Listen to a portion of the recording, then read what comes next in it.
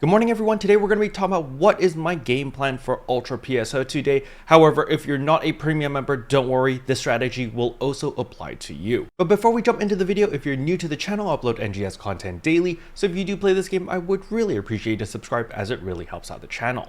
Anyway, without further ado, let's begin the video.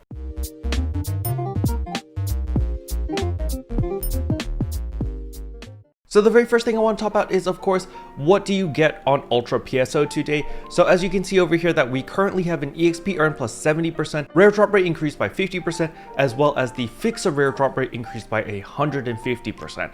So if you are a premium member, I would recommend running the Dark Falls triggers or just the Dark Falls urgent quest whenever it comes up, simply because you can benefit from all of this extra rare drop rate as well as the extra fixer drop rate. And the reason why this matters is because in tomorrow's video, I'm going to show you how to turn a regular Neo J weapon, which is the tradable version, into a Neo A weapon with a fixer. However, there are certain conditions to this, and the number one main condition or most important condition is that you actually have a Neo A weapon, which is the ones that drop from Dark Falls. It can be any weapon, but it needs to have a fixer. That is the key component here. So if you guys are curious about this workaround, stay tuned for tomorrow's video as I will walk you through it on my Ship 3 character. But let's say you're not a premium member, so you don't gain any of these benefits. What should you be farming right now to make a lot of money? Well, the number one place which I recommend everyone to be farming is going to be Stia Outskirts. The reason is because there are the giant mutants in Stia Outskirts, and on top of that, all of the veterans are level 65, which means they do have a chance of dropping Dreadkeeper 4. Now before I forget, when you're farming in Stia and you're fighting the giant mutant over here, the roly-poly guy, whenever he tips himself over, you want to use your ground pound attack in order to flip him over. As you can see over here in the B-roll, there's a bunch of us ground pounding in order to flip him over, which will reveal the weak spot. If you don't ground pound and you just deal regular damage, you're going to notice you only hit white numbers and not the blue numbers.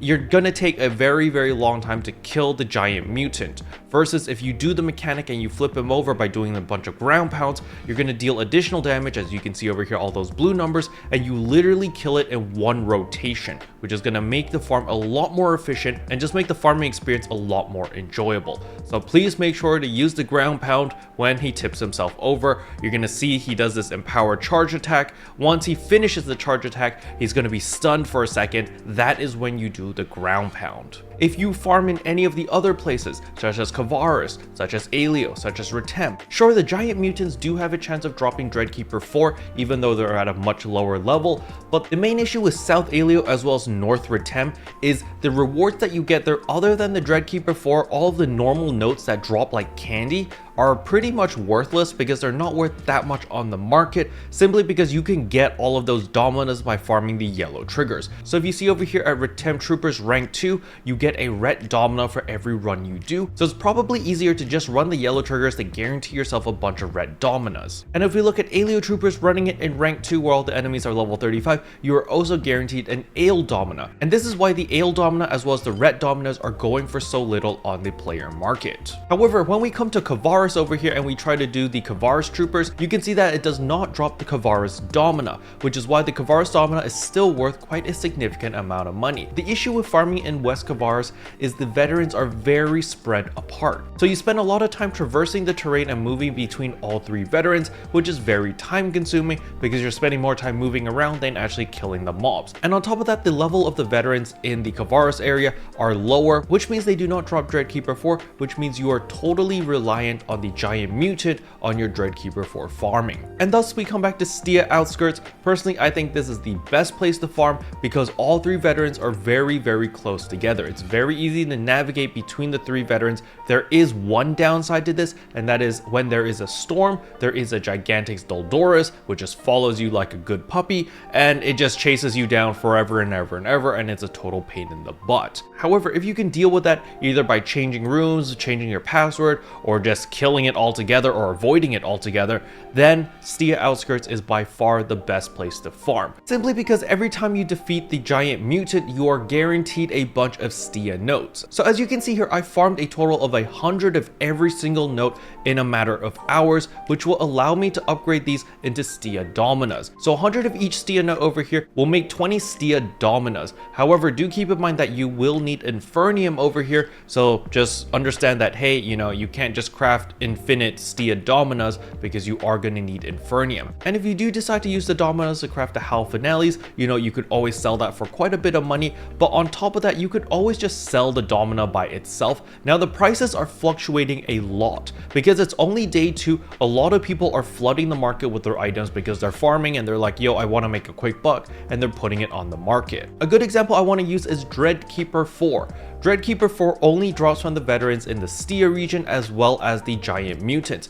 And from the giant mutants, it drops fairly often since there are a lot of people farming this right now. And so the prices of the Dreadkeeper 4s absolutely tanked. However, it's only day 2 and it's currently already rebounding to 120,000 each. This crashed all the way down to 80,000 yesterday. So just because you see all the prices crashing on the first day does not mean that there's no money to be made. You just need to hold on to your items just a little bit longer until everyone burns themselves out and everyone's like, oh my god, this is such a boring farm, I don't want to do it anymore. Then you can sell your items slowly but surely and you'll be able to make a lot of money. Don't try to dump everything immediately unless of course you are on a time limit. You know, let's say that you're free to play and you've got a 3-day shot pass, then you know, you don't really have a choice unless you're trying to predict like, oh, the prices are probably going to go up to this ballpark figure.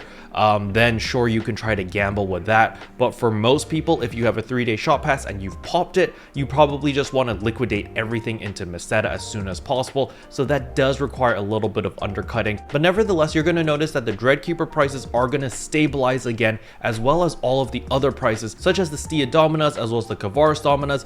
These will revert back to their normal prices relatively soon as people burn out and stop farming. Now, some of you guys may remember that in yesterday's video, I did say that my Neo J weapons were still going for like 1,000,000 Meseta, and literally after I posted the video, the Neo J market absolutely crashed.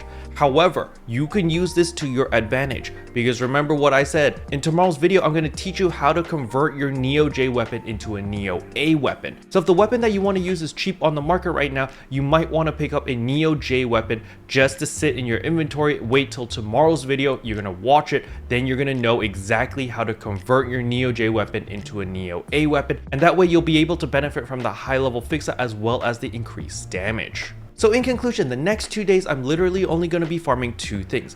I'm going to be running Darkfall's Aegis whenever it pops us as an urgent quest, and I'm also going to be using all of my triggers to run as many Darkfall Aegis quests as I can stomach until my brain absolutely melts. The second thing that I'm going to be farming for is going to be the giant mutant. I'm going to be running that over and over and over, mainly for the Stia notes as well as the Dreadkeeper 4s. However, if I do get really sick of farming in Stia, I might mix it up and go to Kavaris, but really these 2 are the only places I'm going to be considering because Aleo as well as Rotem, you can literally get the Dominos by running yellow triggers, so there's no value in running those areas unless you're going for like specific cosmetic items, because remember, the giant mutants do have a very low chance of dropping some weapon camos. Special thanks to all the members for supporting the channel. It really means a lot to me.